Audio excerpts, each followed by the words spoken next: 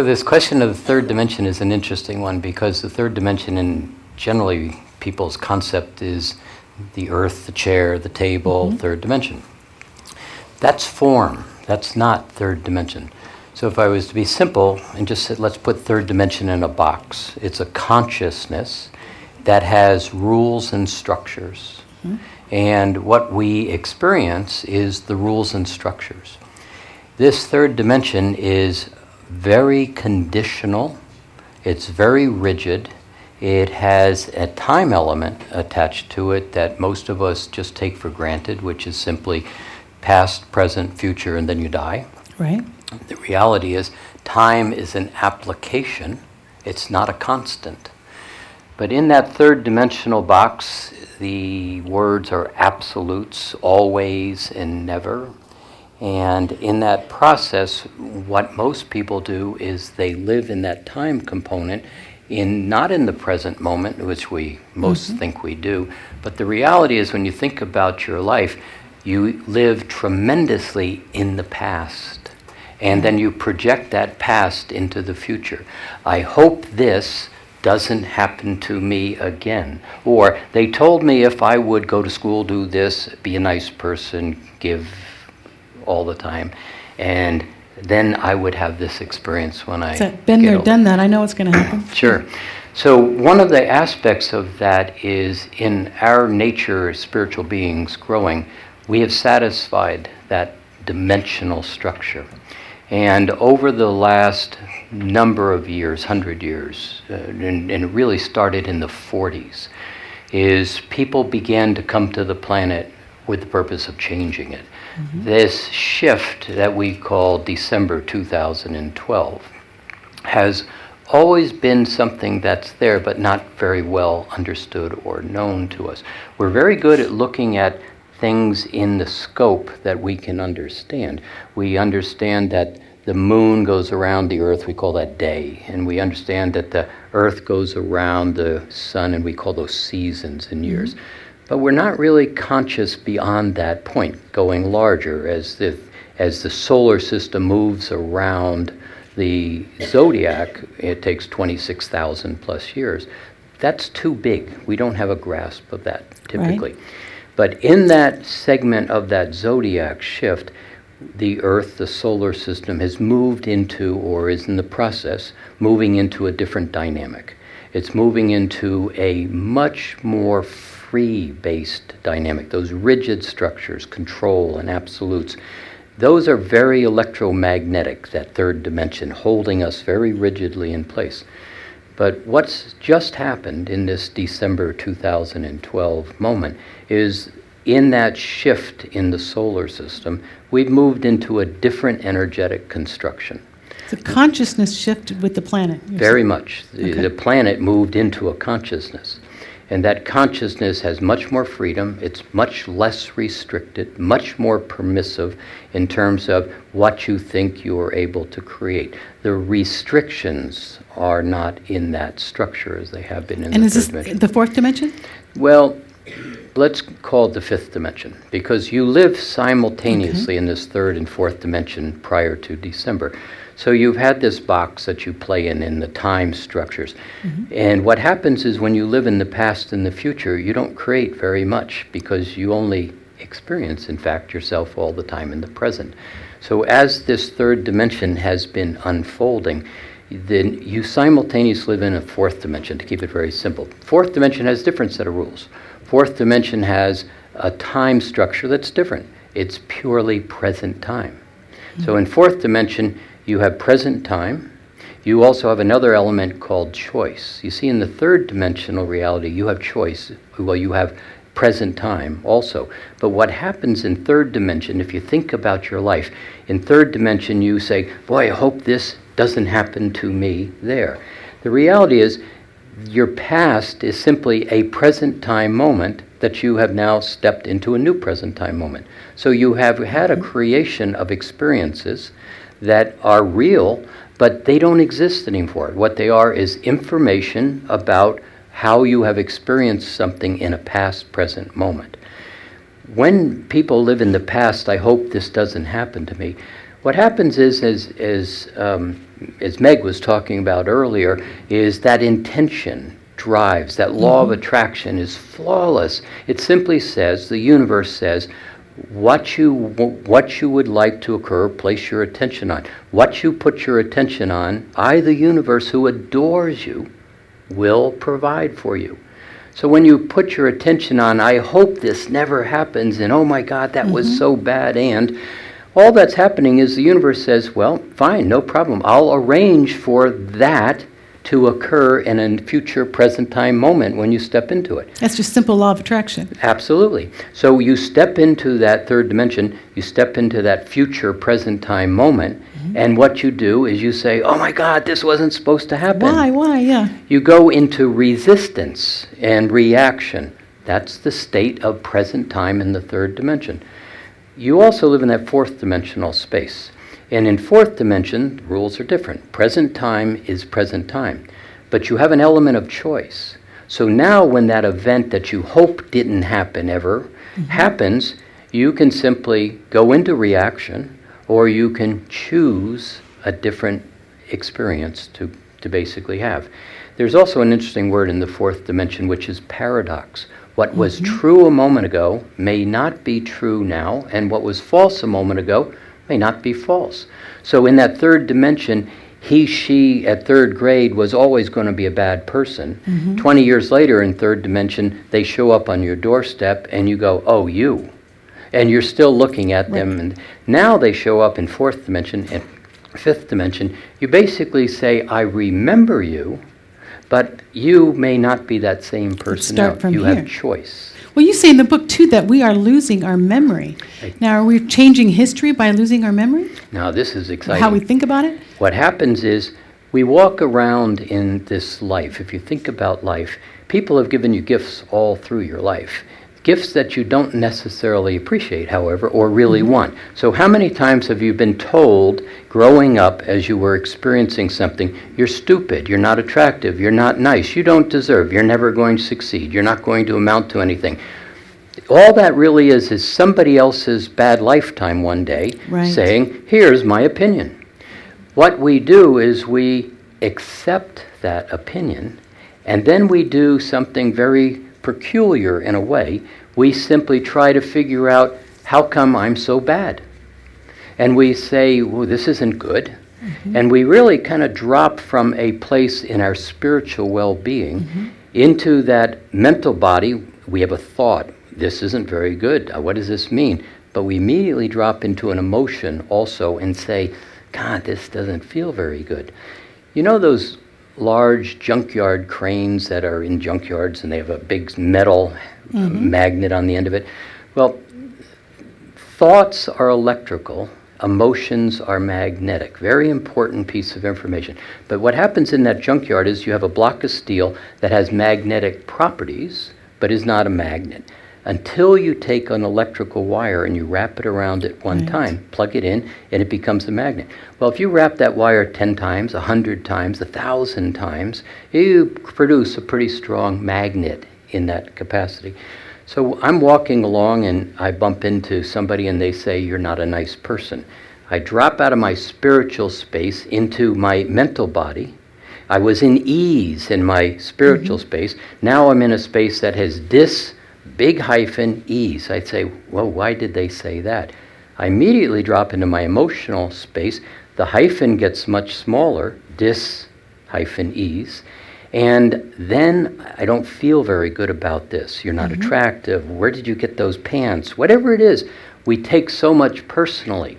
And then we start thinking, what did they mean by that? Am I not that smart, not that attractive? I'm never going to succeed. Nobody's going to like me. Now, none of you have ever done that, but the people out there, they've done a lot. Getting kind of depressed now. But Yeah. So we begin to wind this electromagnetic field up. I'm not okay. And what we generally do with that, we begin to get disturbed by it and we don't like it. So we walk around with it for a little while and then we make a decision.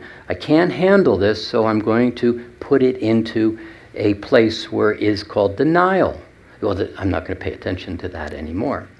And it doesn't really go away. So you make another deal with it. You say, look, I'm going to put you back here into unconsciousness, and I'll make a deal with you. If you never come out into the light of day, I'll never go anywhere where somebody's going to say, I'm not attractive, I'm not smart, etc.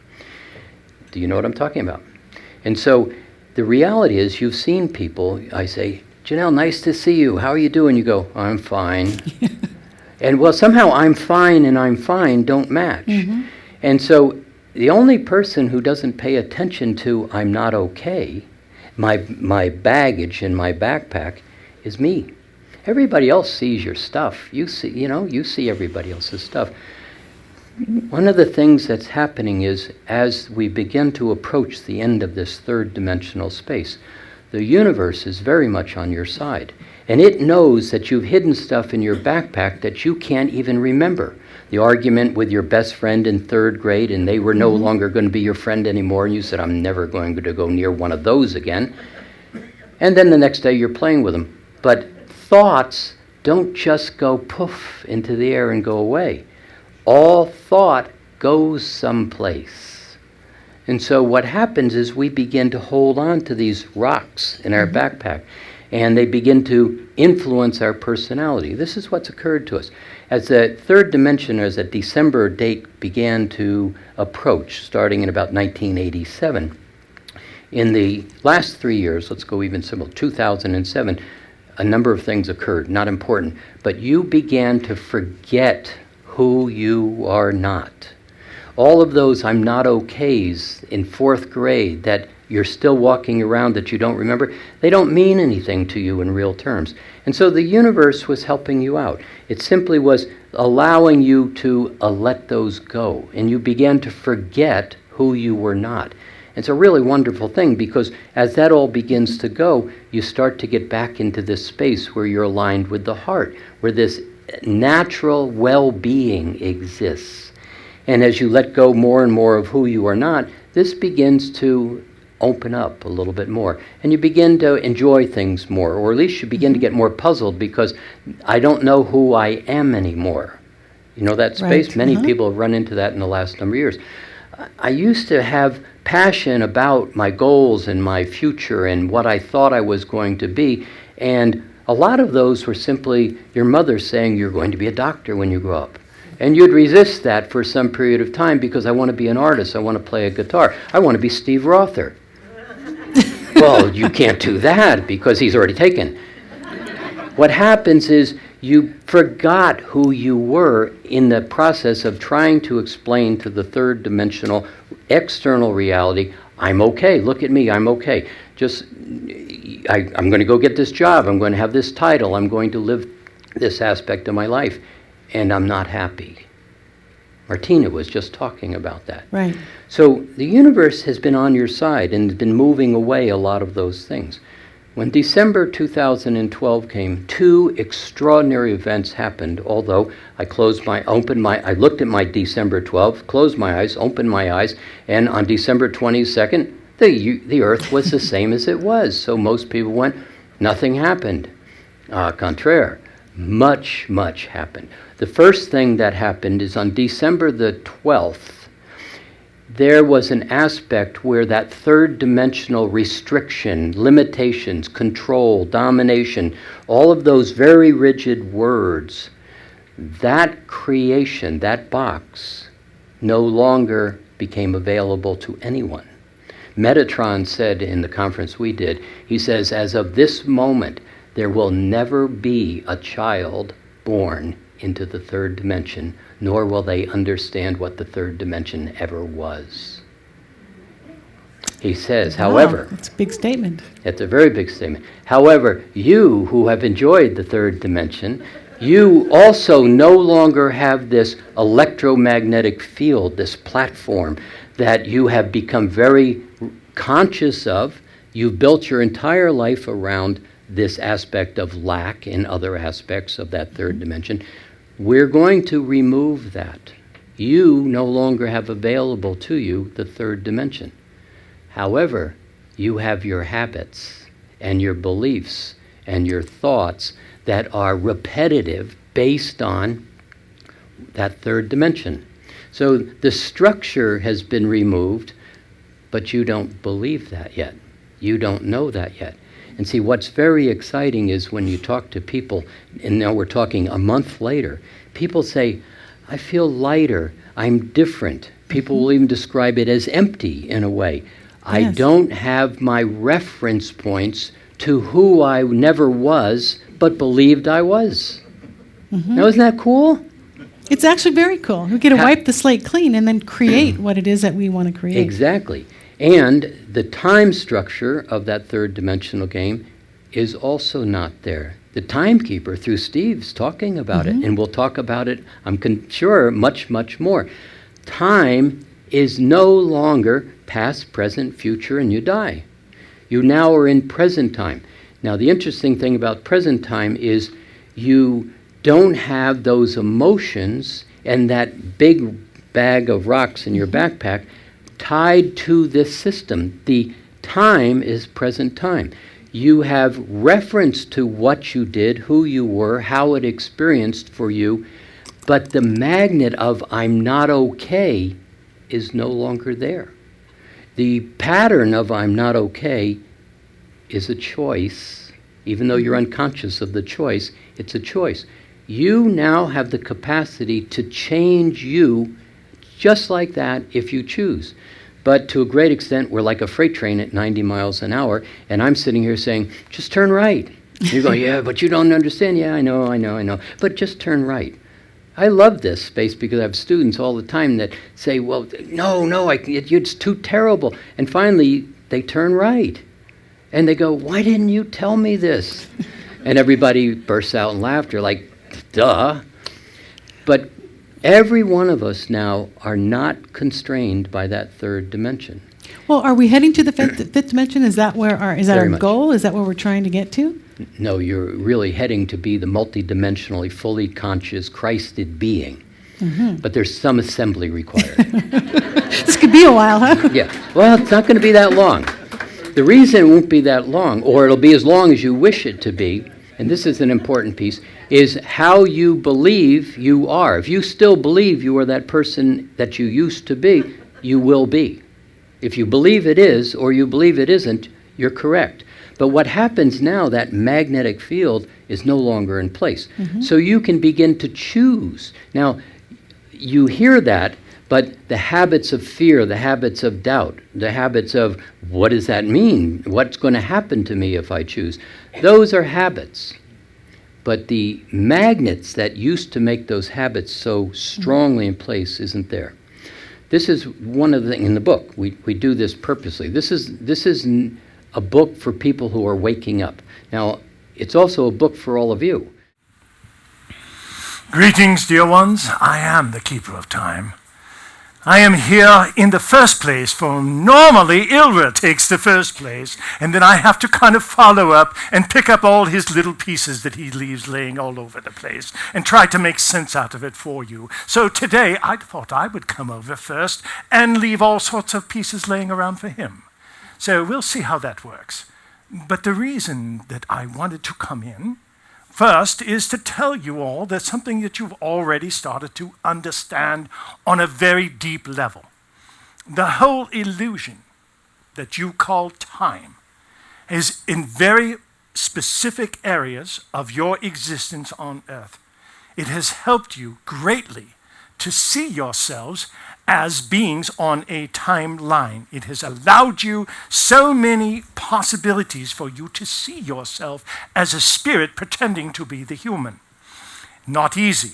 And most of the time you run up against challenges with time because you have always believed time to be finite. In other words, there is only a specific amount of time. Well, we tell you your relationship with time has now changed.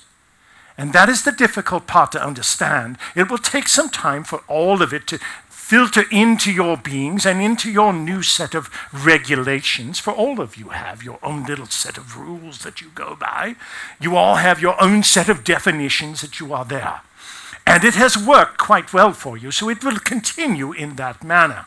However, you are now starting to see everything from a different perspective, and therefore you can actually see more of what you have called time. There is no challenge with that because there is truly only one piece of it. You see the shadows on both sides of time, but you see that as what you call the future and what you call the past.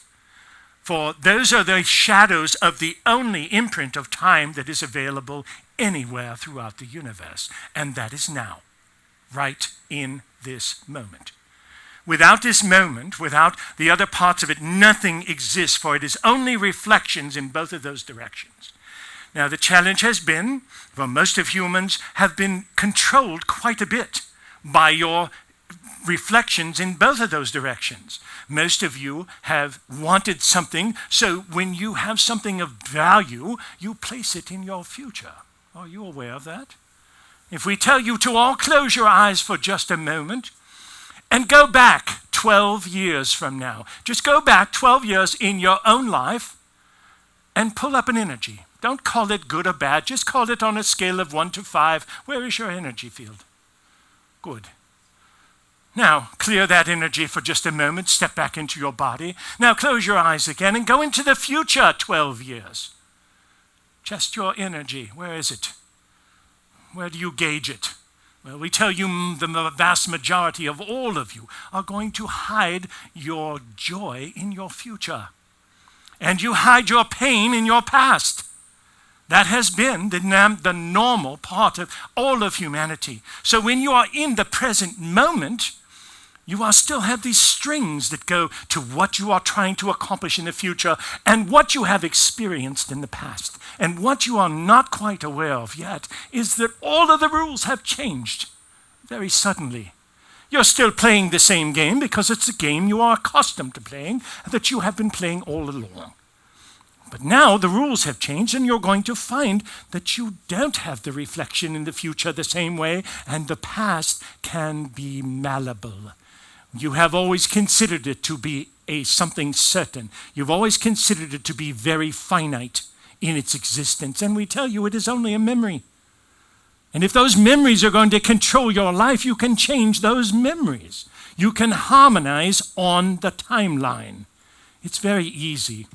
Most of you harmonize in every moment. You walk into a room full of people. The first thing you do is to feel everybody's energy and harmonize it and find a part of that yourself, because that is the connection that all of you have naturally.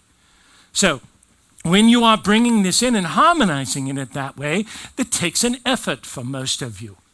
And the effort comes because of your belief systems about who you are and who you have been. Well, that is your present. That is the present moment, is the only timestamp that you have. And what is taking place is that now you are able to bring all of it into that present moment. It will still take some adjustments. Most of your systems on planet Earth are still gained and still regulated to measure finite time. Well, time is not finite, and we are going to make the keeper lose his watch now, as that works anyway. So, well, there are magnetic fields around these things that sometimes cause problems. We have mastered that one for quite some time, but today it is poking through for some reason, so we will let that go. But you will learn more about these yourselves, for in this moment is your call. That is the time that you have been called to earth. That is the part that you have been called for right now.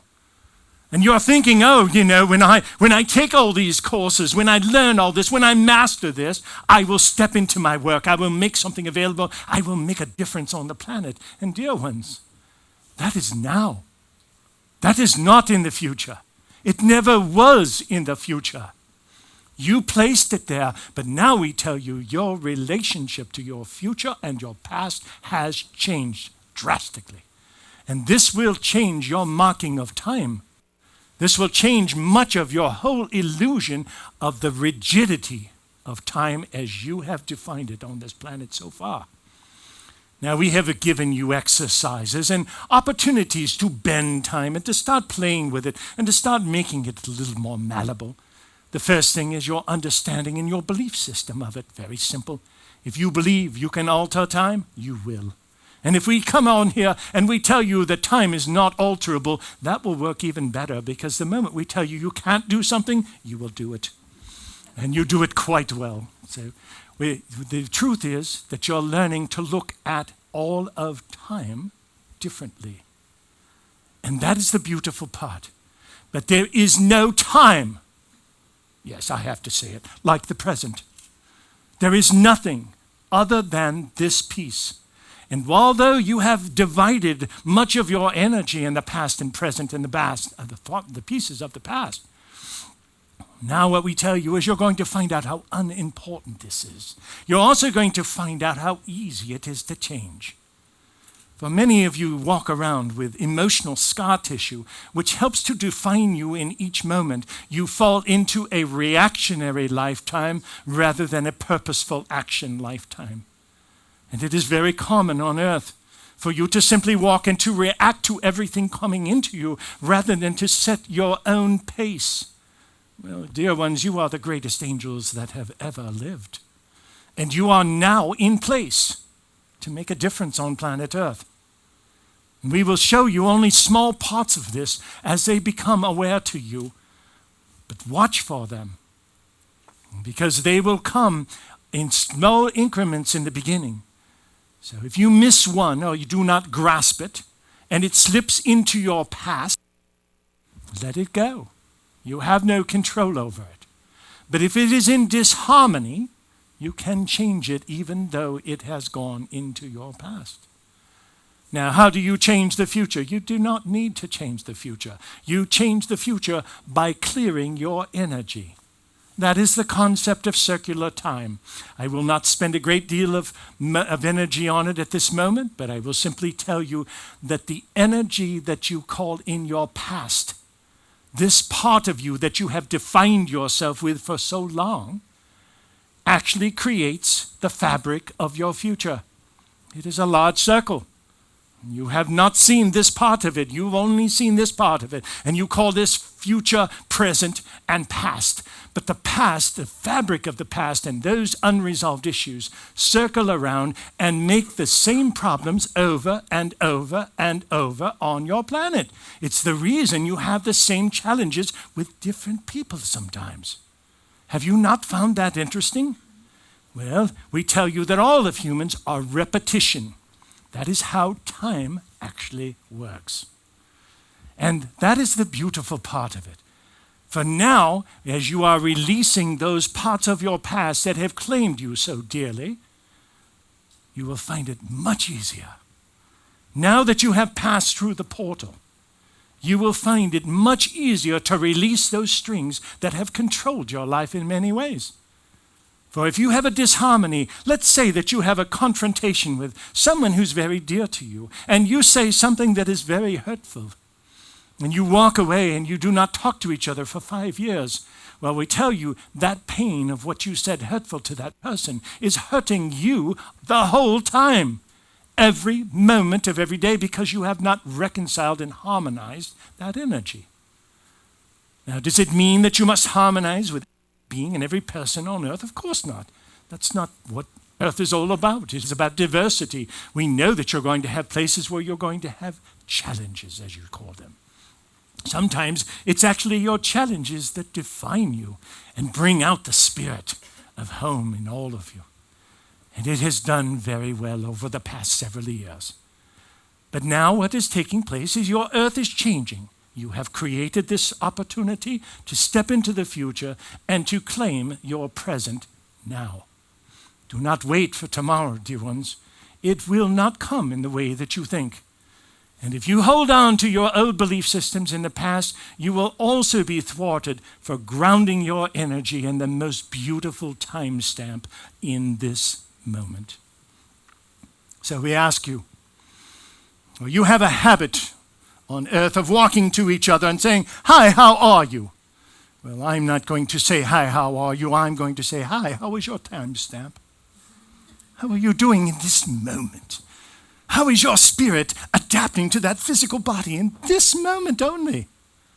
And it's perfectly fine to say, "Oh, my girdle is too tight," or whatever it is.